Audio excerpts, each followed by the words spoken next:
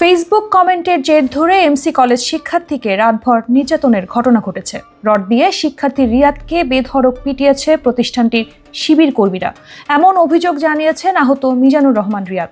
তবে ঘটনার সঙ্গে সম্পৃক্ততা নেই দাবি করেছে শিবির। আহত রিয়াদ নিষিদ্ধ ছাত্রলীগ সমর্থিত সংগঠন তালামিজের একজন সক্রিয় কর্মী বলে জানা গেছে।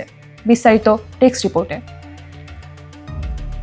সিলেট এমসি কলেজের ছাত্রাবাসে শিক্ষার্থীকে রাতভর নির্যাতন, রড দিয়ে পা থেকে মাথা পর্যন্ত বেধড়ক পিটিয়েছে একই প্রতিষ্ঠানের একদল শিক্ষার্থী। অমানবিক এমন নির্যাতন ও মারধর করেছে শিবির কর্মীরা, এমনকি তার পায়ের রগ কাটার চেষ্টা করেছে শিবির কর্মী আদনান। এমনটাই অভিযোগ করেছেন আহত শিক্ষার্থী মিজানুর রহমান রিয়াদ। জানা গেছে ফেসবুকে এক মন্তব্যের জেরে এমন নির্যাতনের শিকার হয়েছেন তিনি। হামলার শিকার যুবক মিজানুর রহমান রিয়াদ প্রতিষ্ঠানটির অনার্স তৃতীয় বর্ষের শিক্ষার্থী। নির্যাতনের পর গুরুতর আহত অবস্থায় সিলেট ওসমানী মেডিকেল কলেজ হাসপাতালে ভর্তি করা হয় তাকে।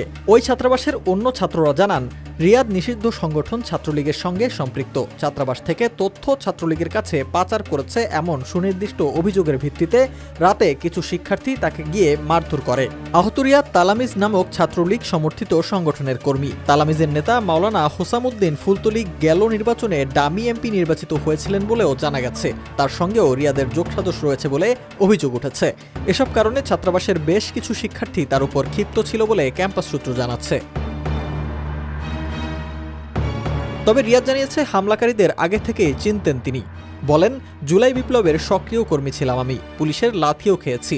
দেশের একজন সাধারণ নাগরিক হিসেবে আমি ফেসবুকে কমেন্ট করেছিলাম। এই কমেন্ট করার জন্যই শিবির কর্মীরা আমার উপর হামলা করে।